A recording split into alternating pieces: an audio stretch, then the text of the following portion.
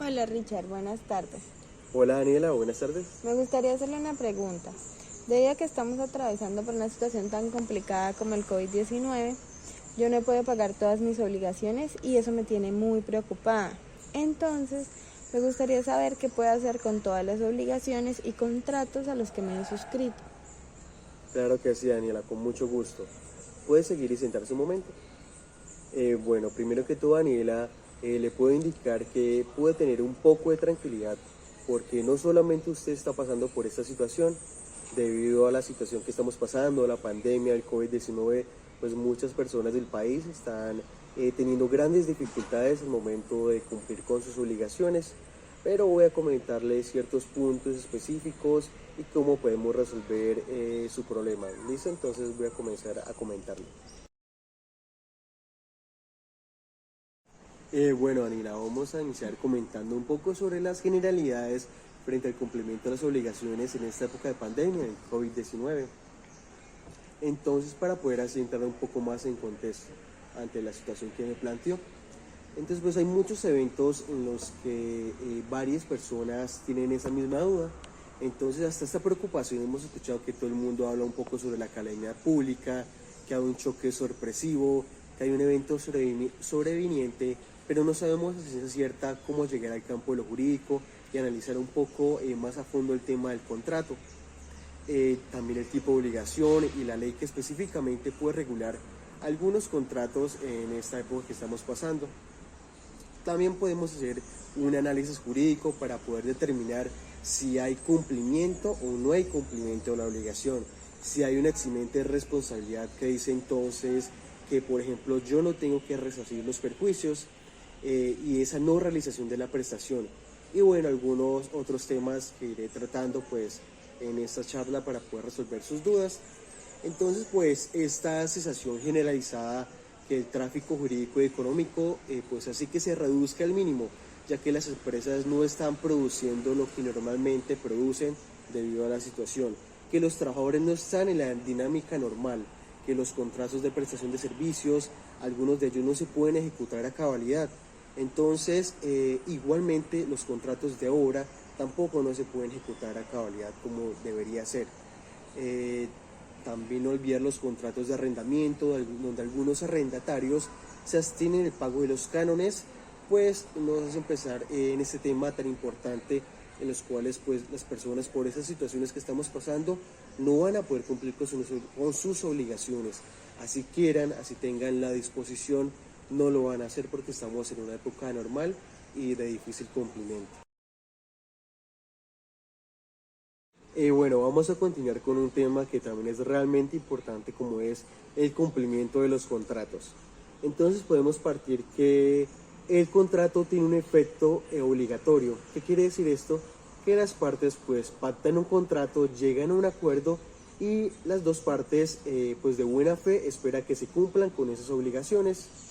Esto debido a que pues las obligaciones que contraemos nacen para poder cumplirse.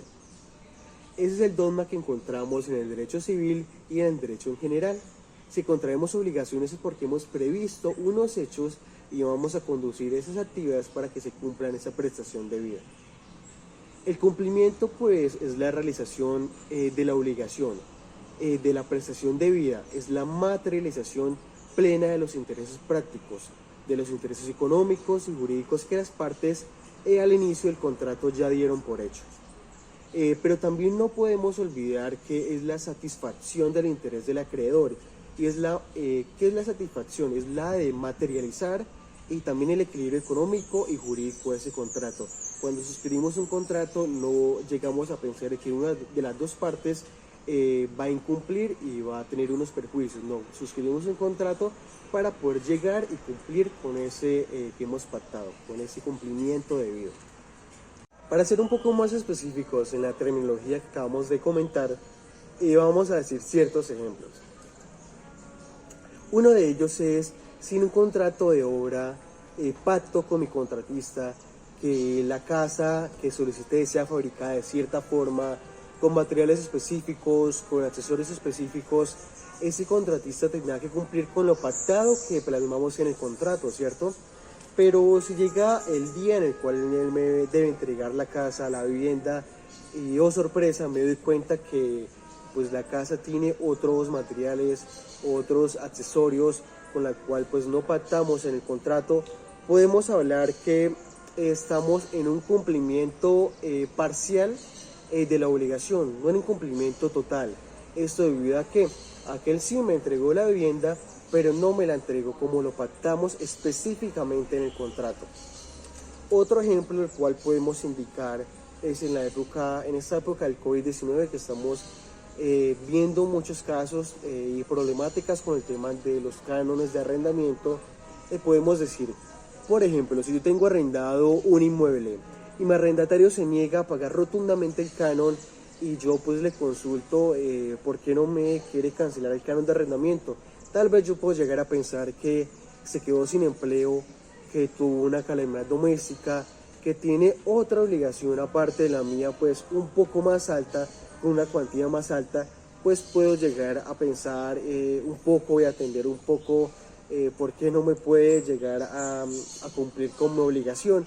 Pero si la persona me dice que simplemente no me quiere pagar el canon de arrendamiento porque estamos en época de pandemia, en la época del COVID-19, pues ese no es un justificante real, un justificante de peso con la cual pues él pueda incumplir con su obligación. El deudor con esta excusa no puede incumplir con la obligación pactada que hemos contraído. Y pues hablando un poco de esos incumplimientos de las obligaciones, todo va ligado con otras personas. Por ejemplo, si ese canon de arrendamiento el cual yo recibía ya lo tenía especificado para pagar la cuota de mi automóvil que yo saqué a crédito, ¿qué va a pasar? No recibo mi canon de arrendamiento, pues claramente yo tampoco voy a poder pagar la cuota de mi automóvil, entonces ahí también yo voy a incumplir como obligación. Entonces el derecho también reconoce aquellos eventos donde existe una imposibilidad absoluta, una imposibilidad material o jurídica para poder cumplir con esas obligaciones. Y es donde existen dos figuras jurídicas realmente importantes, las cuales son la fuerza mayor y la teoría de la imprevisión. Resaltando pues que se hace para estas situaciones particulares, no porque yo esté fomentando, por ejemplo, el incumplimiento de las obligaciones, sino para entender cuando se dan estas dos figuras jurídicas, qué podemos hacer, qué podemos pactar, qué podemos realizar para poder resolver esos conflictos. Entonces no buscamos que se sigan incumpliendo con las obligaciones, sino que se cumplan, sino sí tener un eximiente para cuando tenemos una situación realmente difícil.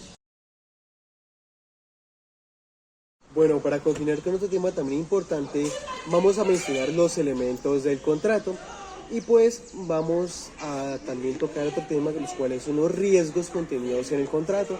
Entonces, es posible que los contratantes hayan destruido los riesgos en el contrato, conforme a lo dispuesto en el artículo 1604 y 1616 del Código Civil. Si existió esa estipulación expresa de que alguna de las partes asumía riesgo de la fuerza mayor o el caso fortuito, pues para esta no será posible alegarlos. Igualmente, la norma nos indica que la mora producida por fuerza mayor o caso fortuito no da lugar a indemnización de perjuicios, pero las estipulaciones de los contratantes podrán modificar estas reglas. También otro punto de los contratos es si son de ejecución instantánea o de tracto sucesivo, por ejemplo, o si son de obligaciones a ejecutar por medio o de resultado. Igualmente podemos hablar que la ejecución de las obligaciones se haga imposible, que sea imposible realizarlas. Y por último, que no intervenga la mora ni la culpa del obligado, que no intervenga la mora ni la culpa del deudor. Y bueno, para finalizar vamos a tocar el tema de la gestión de riesgo contractual. Una lección que nos dejó el COVID-19 de la pandemia es que se debe hacer una gestión de riesgo contractual, es saber distribuir los riesgos dentro de un contrato, plasmarlos de antemano, porque no hay mejor salida dentro de un contrato, mejor acuerdo para resolver una posible problemática, y es que previamente se haya plasmado en el contrato una situación como la presentada con el COVID-19, la cual no dejó cumplir las obligaciones estipuladas y así no existe algún tipo de desconocimiento. El COVID no es el hecho que genera por sí solo la fuerza mayor y la imprevisión. Se debe analizar el caso en concreto, el contrato en específico, y tendrá que verse no el desconocimiento en todos los casos de las obligaciones, sino también el eximiento de las obligaciones, eximirse de las obligaciones, sino que ya estaríamos hablando que al deudor no le exigiríamos el resarcimiento de ese incumplimiento, no le exigiríamos el cumplimiento de su obligación. Entonces, además de que tenemos que analizar estas soluciones que siempre deben estar encaminadas al principio de la buena fe, y ese principio que raya en el derecho, la búsqueda del cumplimiento contractual, es decir, a la etapa precontractual, al momento que hemos firmado el contrato, durante la vigencia del contrato y durante el momento de la terminación de este. Y en estos momentos del COVID-19, pues era importante resaltar el principio de la buena fe, porque se podrían presentar ciertos abusos con la aplicación de estas teorías de la fuerza mayor y la imprevisión, ya que pues algunas personas, si no tienen en cuenta los elementos que se deben constatar para estas figuras, por ello pues las deben aplicar de una mala manera. Por este caso debemos ser específicos con los elementos para que así se pueda aplicar la fuerza mayor y la teoría de la imprevisión correctamente. Un ejemplo que podemos mencionar en caso concreto en la época del COVID-19 es cuando un profesor que debía realizar una clase virtual en una hora de un día en específico, sus alumnos llegaban, se conectaban, pero el profesor se contagió de COVID-19, entonces no podía llegar a dictar su clase, lo imposibilitaba. Caso contrario, el estudiante que tenía programada su clase, pero se contagió y no pudo asistir a su clase.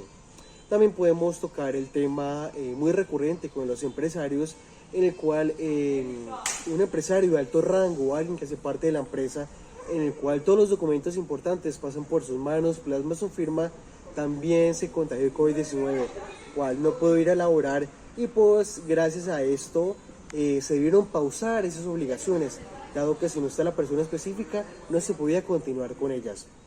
Por eso lo anteriormente dicho, se debe ser muy específico y muy minucioso con esas figuras para poder aplicarlas correctamente, hablando de las obligaciones y los contratos específicos.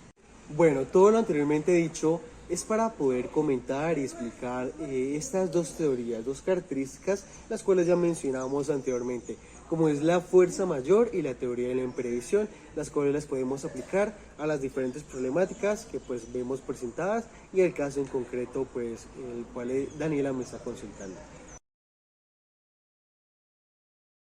Vamos a iniciar con la fuerza mayor. ¿Dónde está consignada la fuerza mayor? La podemos encontrar en el artículo 64 del Código Civil, que dice este artículo: fuerza mayor o caso fortuito. Se llama fuerza mayor o caso fortuito el imprevisto que no es posible resistir, como un naufragio, un terremoto, el apresamiento de enemigos, los actos de autoridad ejercidos por un funcionario público, etc. La fuerza mayor la tenemos que entender como ese evento producido por una fuerza superior, pero que tiene unos elementos que la doctrina ha venido analizando y que la jurisprudencia ha reconocido también. Y esto es que tiene que ser extraña, es decir, externa a las partes. Debe ser irresistible, imprevisible, y colocando un hombre diligente en esos mismos términos no hubiese podido actuar diligentemente o de forma diferente. También hay otros ciertos criterios accesorios conocidos por la doctrina, que es la anormalidad, la subsidiariedad y la rareza de esos eventos. También pues estamos hablando de que tiene que ser algo extraño, algo que no puede versarse con la negligencia ni con motivo de hacerle daño al acreedor. Debe ser algo ajeno, algo pues por ejemplo como un evento tan irresistible y tan imprevisible que no hay forma de reaccionar ante él. Igualmente podríamos ver que no podría ser imputable para ese deudor y se genera entonces una imposibilidad absoluta y material para cumplir con esa prestación debida. Pues para que se configure la fuerza mayor, la jurisprudencia nos ha indicado ciertos requisitos que vamos a analizar. Primeramente, como requisito debe tener la imprevisibilidad, es decir, que entre las circunstancias normales del día a día no haya sido posible que el deudor conociera por anticipada la ocurrencia del hecho. Igualmente vamos a hablar como requisito de la irresistibilidad. ¿Qué quiere decir esto? Es decir, que no se puede evitar el daño y sus consecuencias, dando como resultado una total imposibilidad a la gente o al deudor de actuar de manera correcta. Igualmente la jurisprudencia se ha hecho presente indicando que no es suficiente con el hecho ocurrido que se dificulte, sino también se debe imposibilitar su cumplimiento. No solamente debe ser una pequeña dificultad, algo que podemos buscar una solución, no, debe ser algo que se debe imposibilitar su cumplimiento.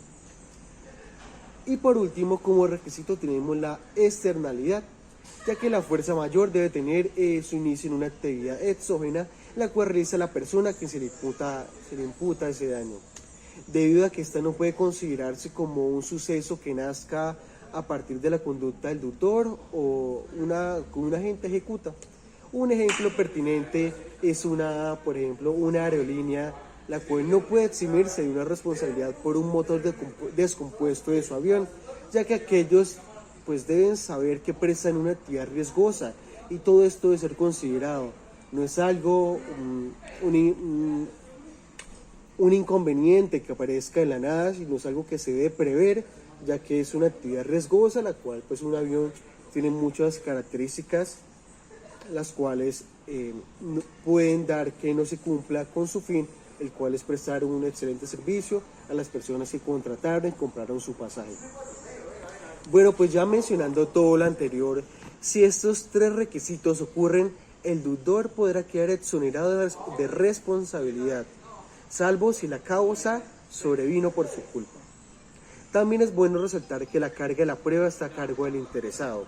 La jurisprudencia nos ha indicado que en cada caso en donde se califique la fuerza mayor es único, debe ser específico y se debe verificar las circunstancias de tiempo, modo y lugar, debido a que lo anterior no existen como unas causales o algo específico que se pueda dar para todos los casos, se debe mirar de manera particular. Así que como resultado se debe estudiar cada caso de manera minuciosa para verificar si se puede implementar la fuerza mayor. Por último vamos a hablar sobre la teoría de la imprevisión.